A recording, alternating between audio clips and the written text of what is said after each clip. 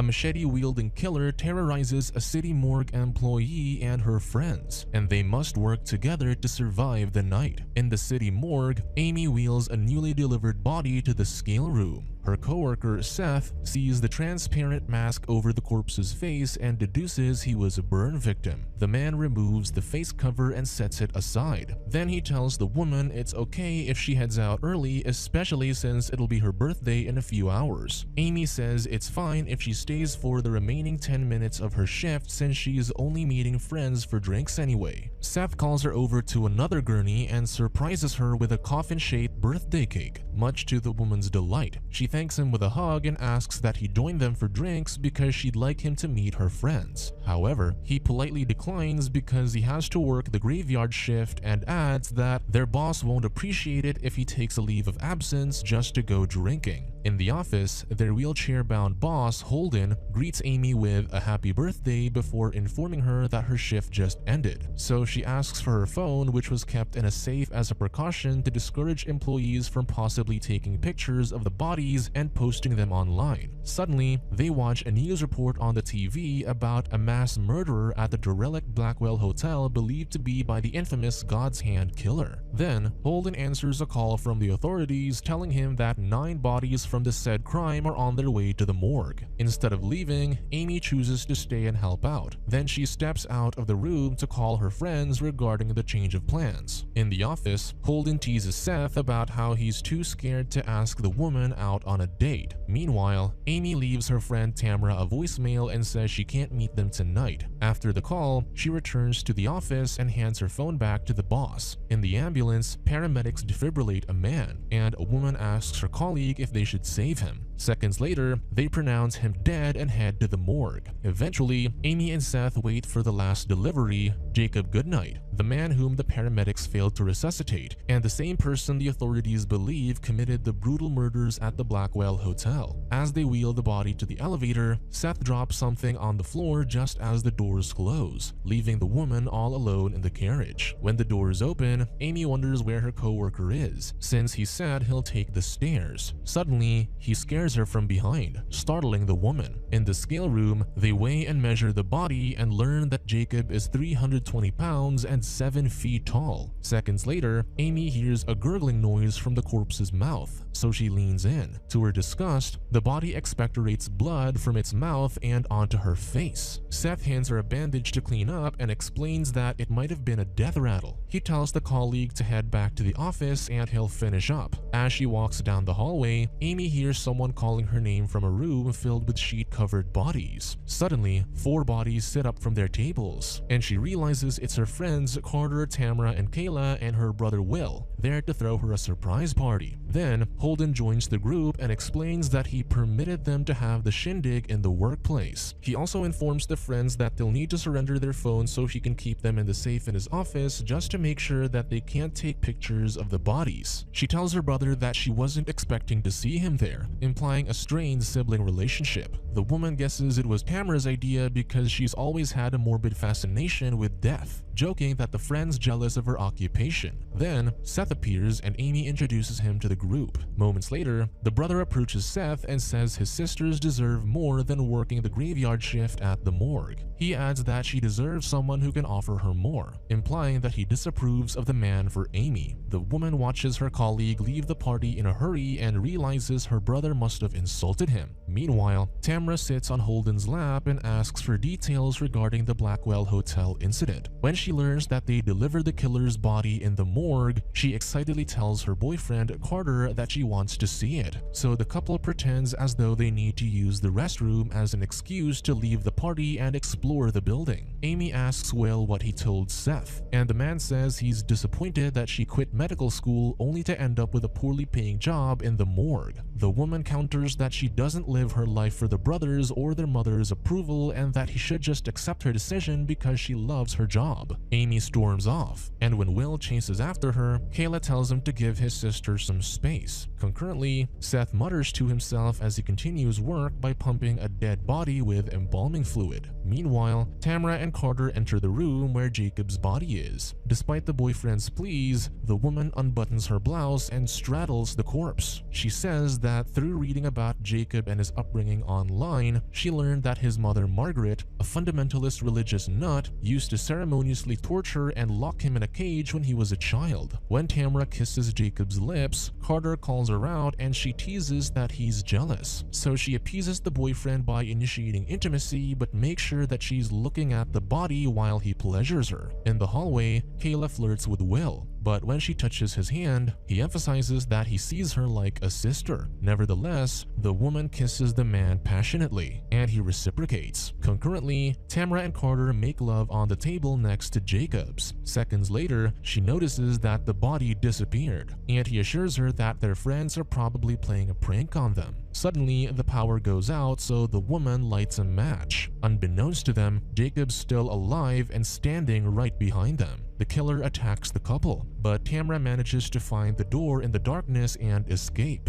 Jacob turns the lights back on and finds his mother's body inside one of the mortuary cabinets. He mournfully cries but remembers the abuse he endured as a child at the woman's hands, as well as how he took her life by impaling her head with a sharp metal rod on the wall. The injured Carter tries to run, but the imposing man grabs him by the shoulder and throws him to the floor. Jacob says he saw the sins he committed, but despite Carter's apologies, the killer strangles him. Moments later, the deranged man removes the gauze over his right eye, and he remembers how he incurred the injury when someone impaled him with a metal pipe. So he grabs the burn victim's mask from the operating table and puts it on. Then, he opens a cabinet with an assortment of tools on the wall. In the hallway, Amy hears Tamra screaming, and when she sees her brother and Kayla kissing, she admonishes them for failing to check on their friend. Meanwhile, Jacob chases after Holden, and the boss falls to the floor after the killer tosses a chained hook on his wheelchair. Then, Jacob snags Holden's foot with a hook and pulls the screaming man toward him. Concurrently, the trio checks the scale room and Amy wonders where Jacob's body is. Will points out the blood on the mortuary cabinet door, and to their horror, they discover the lifeless Carter inside. Suddenly, the power goes out, so Seth checks the embalming machine and sees that it still works despite the outage. In the scale room, Will says they need to call the police, but his sister reminds him that all their phones are locked inside the safe in Holden's office. Before going out to search for Tamra, the brother grabs a scalpel from the table. In the hallway, they happen upon Holden, and as he takes his final breaths, Amy apologizes because she doesn't know what to do to save him. Meanwhile, Seth checks the fuse box and realizes someone destroyed it. Concurrently, the trio runs into the distraught Tamra, who tells them that Jacob Goodnight's still alive. She says she and her boyfriend probably angered the killer by making love on the table next to him. Elsewhere, Seth drops his keys on the floor, and when he looks up, sees the masked man wielding a curved machete. The others arrive at a locked door that Amy says needs a security key to open, implying that they're trapped. Suddenly, Seth appears on the other side, and he uses his key to join the rest of the group. Seconds later, Jacob's arm breaks through the glass and grabs Seth, but they all manage to run away just as the killer kicks the door down with ease. However, the group separates, with Seth and Tamra together, the siblings holding up in a room, and Kayla ending up on her own. The blonde woman locks herself up in a bathroom, but she's unaware that Jacob's in there and the killer strangles her. He tosses Kayla to the floor, but when he sees his reflection in the mirror, he remembers how his mother's insistence that he's the hand of God led him to murder the people at the Blackwell Hotel. He tries to fight Margaret's deeply embedded religious teachings urging him to kill, much to Kayla's relief. However, Jacob asks the blonde woman why a sinner like her deserves God's help, and he watches her take her final breaths. Meanwhile, Seth tells Tamra that she can escape through the east stairwell because he has to stay and find Amy. Unfortunately, they find that Jacob chained a table to the exit to keep them from leaving. They enter a room and the man tells the woman to crouch behind a shelf while he hides under an operating table. Suddenly, the killer arrives, and the siblings see him through the glass partition.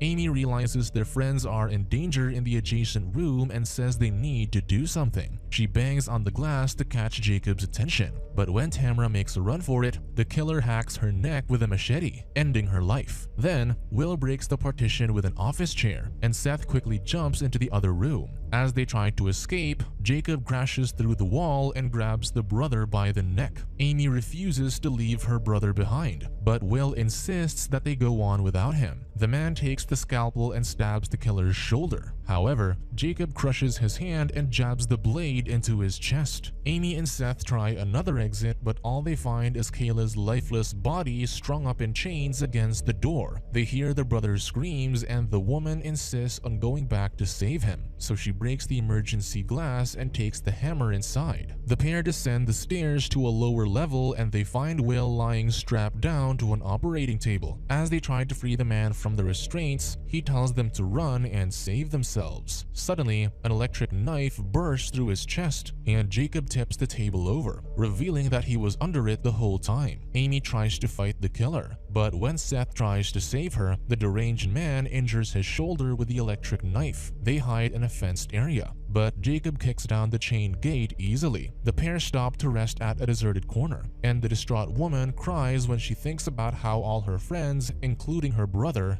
died. Seth consoles Amy, promises that he'll never leave her behind and that they'll get out of there alive. They reach a locked gate and Amy manages to find the correct key just in time before the killer catches them. In the embalming room, the woman says she needs to cauterize Seth's wound or else he might bleed out. He asks why she dropped out of medical school, and she says it was because she realized everyone ends up in a morgue anyway. She asks if he has his wallet with him, and he jokes that it's completely empty. Amy banters that doesn't sound promising for someone who plans on taking her out on a date, implying that she's aware that he has feelings for her. She tells the man to bite down on the wallet, takes a flammable substance, sprinkles it on his wound, and then sets it aflame with a lighter. Moments later, the woman tries to open a window, but it only goes halfway. Seth says he can't fit through and that she has to take his car and get help. Despite her protestations, the man insists it's the only way, so she takes the keys and they share a kiss. Amy wriggles through the tiny opening and ends up outside. However, when she senses the killer approaching, she slides back through the window. Jacob breaks the glass, so the pair stands against a wall so he can't see them. Suddenly, the woman remembers another exit they haven't tried yet. They head to a door on the other side of the building, hoping it's far enough from the deranged man's whereabouts. Unfortunately, Jacob's arm pops through the door and he stabs the woman in the stomach with a machete. The murderer opens the door through the hole, prompting Seth to run for his life. In the office, the man hits Jacob with a chair, causing him to drop the blade. However, when Seth tries to grab the machete, the killer steps on his hand. Then, Jacob lifts the man and throws him against the wall. Seth hobbles back to the embalming room and tries to climb out the broken window, but the murderer grabs his leg and pulls him inside. Then, the masked man takes Seth's leg and slides him across the floor, causing the shelf of jars to fall on top of him. Jacob lifts him back on his feet and hurls him toward the other side of the room, right next to the embalming machine. When the killer stands above him, Seth plunges the needle into his torso and turns on the pump. Immediately, Jacob convulses as blood and blue embalming fluid spill from his orifices, and he falls to the floor. Later, the mournful Seth returns to Amy's body, closes her eyes, and kisses her one last time. Then, he finally limps out of the building and gets in his vehicle. Eventually, he stops at the gate, which he'll need to open manually. He gets out of the car and removes the latch before pushing the barrier to the side of the road. To his horror, he sees the door to the back seat of his vehicle wide open. As he backs away, Jacob appears behind him, grabs his head, and drives his finger into the screaming man's eye sockets. Subscribe to watch more videos like this, turn on notifications, and leave a like to help the channel out. Thank you for watching.